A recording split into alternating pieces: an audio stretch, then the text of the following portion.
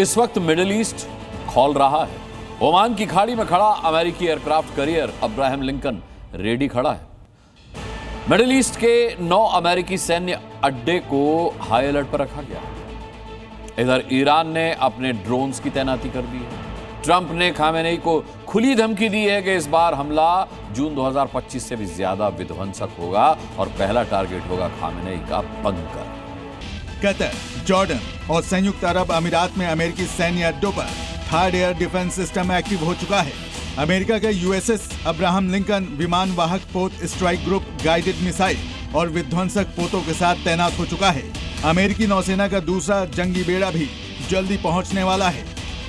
मतलब सिर्फ president Trump के आदेश मिलने की देर है, ईरान पर हमले शुरू हो जाएंगे।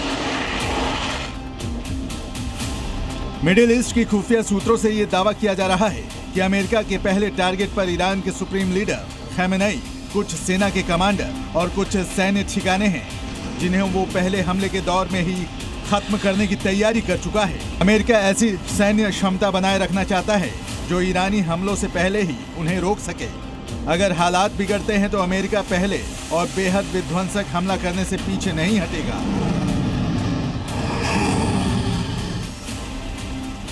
ईरान के सर्वोच्च लीडर अयतुल्लाह खामेनेई को अमेरिका का मैसेज लाउड एंड क्लियर है कि अब किसी भी वक्त अमेरिका ईरान पर हमला कर सकता है। लेकिन खामेनेई पर ट्रंप की इन धमकियों का असर नहीं दिख रहा है। बावजूद इसके कि ईरान में जिस प्रदर्शन को खामेनेई ने कुचल दिया था वो फिर से शुरू हो गया है। अपनी स्क्रीन पर जो 2 तस्वीरें आप देख रहे हैं वो ईरान और अमेरिका के बीच जंगी तनाव का चरम बिंदु है।